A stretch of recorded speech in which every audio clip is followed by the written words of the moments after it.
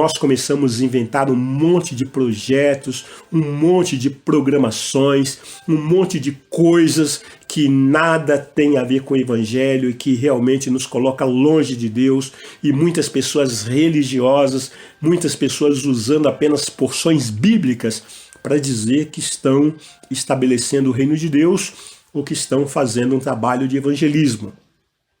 Mas muitas dessas pessoas vazias, frustradas, não vencem, pessoas desanimadas, pessoas que estão sem eira nem beira, que estão sem propósito, sem firmeza de propósito, sem destino, pessoas que não têm alvo, pessoas que não focam e pessoas que acabam sendo influenciadas por modelos que nada têm a ver com Deus, que não tem compromisso com o Espírito Santo de Deus.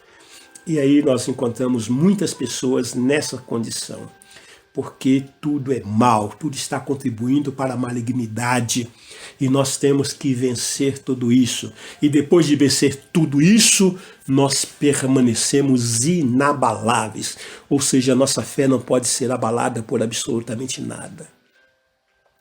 Não há circunstância, não há parlamento, não há governo, não há corrupção, não há roubalheira, não há roubo, não há diminuição, não há depreciação, não há angústia, não há enfermidade, não há perseguição, não há desânimo, não há tristeza, não há absolutamente nada que possa abalar a nossa fé.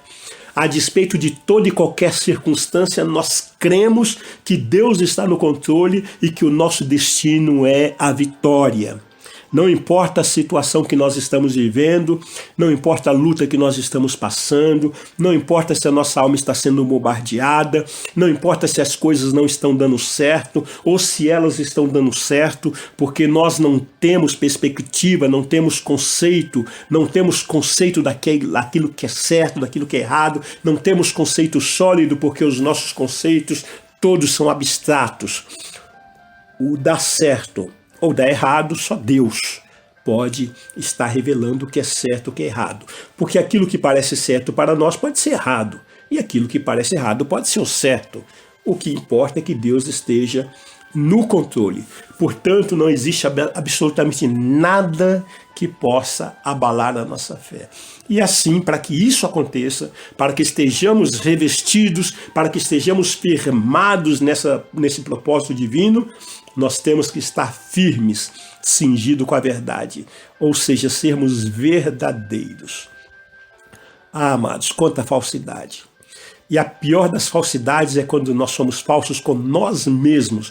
Nós mentimos para nós mesmos. Nós queremos coisas que nós não precisamos. Nós corremos atrás de coisas que não edificam. Nós nos enganamos, colocando valores que na verdade estão nos destruindo. Valores que na verdade não edificam. Valores que na verdade estão na contramão da fé, do Evangelho, da vontade de Deus na nossa vida, e nós somos falsos, nós somos mentirosos com nós mesmos, e a nossa angústia, aquilo que está dentro de nós, a nossa frustração, a nossa falta de realização, a nossa falta de firmeza, eu quero te dizer que nós somos resultado daquilo que semeamos. Tudo que nós fazemos, ou tudo que deixamos de fazer, é uma semeadura.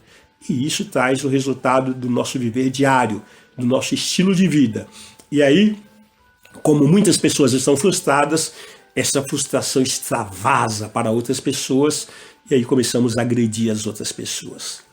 Agredimos com palavras, agredimos com atitudes, agredimos com comportamentos, agredimos com omissões, porque muitas vezes nós queremos estabelecer a nossa ideia, a nossa forma de pensamento, as nossas razões, e assim nós começamos a bombardear as pessoas que estão ao nosso redor, pessoas que nós deveríamos amar mais, porque nós estamos frustrados, nós não vencemos as nossas batalhas internas, interiores.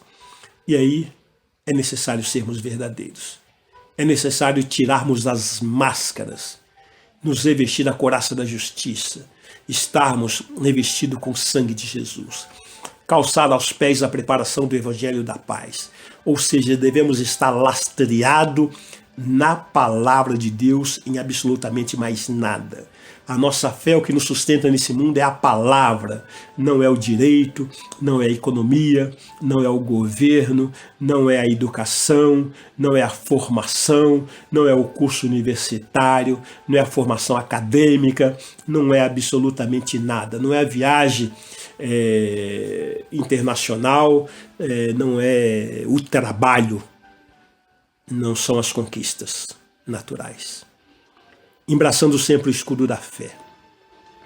Não há absolutamente nada que possa tirar a nossa fé, com a qual podemos apagar todos os dados inflamados do maligno. Devemos tomar o capacete da salvação, ou seja, termos consciência, termos absolutamente certeza que a nossa comunhão em Deus nos conduz na alegria da salvação e ninguém nos convence ao contrário. E a espada do Espírito, que é a palavra de Deus. Essa sim deve estar no nosso coração, deve estar na nossa mente, deve estar nos nossos lábios. E tudo isso em estrita comunhão com Deus, em oração, com toda oração e súplica, orando, não na carne, mas orando no Espírito. Porque tem oração, queridos, que nem a você mesmo você está convencido. Tem oração que você não consegue convencer nem a si mesmo, quanto mais as outras pessoas. Então, aquela separação, aquele momento, a comunhão, aquela intimidade em que você sente a presença de Deus, você está embriagado pelo Espírito Santo de Deus, você perde o controle da sua vida, você perde a razão da sua existência, porque quem está te conduzindo é Deus. Toda oração e súplica por você, pela sua família, por todos os santos. E, portanto, dentro desse propósito, a grande missão é o resgate. E nós devemos então saber quem nós éramos, onde nós estávamos e o que estamos fazendo hoje nesse reino. Em Deuteronômio 6:21 diz que éramos servos de Faraó no Egito, porém o Senhor de lá nos tirou com poderosa mão. Também na carta que o apóstolo Paulo escreveu aos Colossenses, no capítulo 1, versículo 13, está escrito: Ele nos libertou do império das trevas e nos transportou para o reino do Filho do seu amor. Ainda o salmista, no Salmo 40, versículo 2, ele declara: Tirou-me de um poço de perdição, de um tremendal de lama, colocou-me os pés sobre uma rocha e me firmou os passos. Portanto, queridos, nós estamos aqui, nesse propósito divino, maravilhoso, para libertar os cativos. Jesus, certa feita, no sábado, numa das sinagogas, ele tomou o livro e ali ele, dentro daquele propósito do profeta Isaías, capítulo 61, depois de ter lido o Espírito do Senhor está sobre mim, ele se apropriou realmente dessa palavra. O que nós encontramos registrado em Lucas 4,18. O Espírito do Senhor está sobre mim, pelo que me ungiu para evangelizar aos pobres. Enviou-me para proclamar libertação aos cativos e restauração da vista aos cegos, para pôr em liberdade os oprimidos. Então, a unção do Espírito Santo vem sobre aquele que é separado por Deus, sobre aquele que é ungido de Deus, sobre aquele que tem responsabilidade em Deus estabelecer o seu reino para evangelizar aos pobres. Pobres de espírito e destituídos também de bens materiais. Os pobres materialmente falando. Mas não só isso. Nós fomos enviados para proclamar a libertação aos cativos. A pessoa que está cativa no vício, está cativa no dinheiro, está cativa no trabalho, está cativa na enfermidade, a pessoa que está cativa nas mazelas que esse mundo oferece, a pessoa está presa. Então nós temos que proclamar libertação através da palavra de Deus. Restauração da vista aos cegos.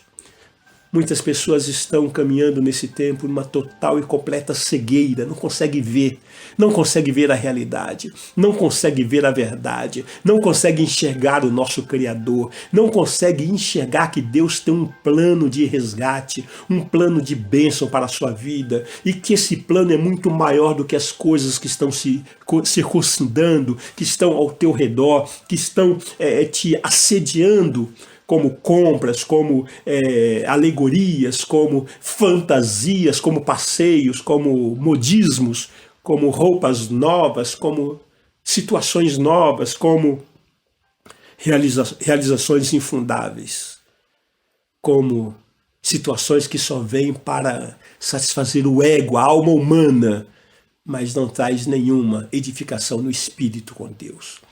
Então, pessoas que estão cegas, que não conseguem ver a verdade, não conseguem ver que Deus é maior do que todas essas coisas, não conseguem enxergar que o plano e que o propósito de Deus é muito maior que isso, não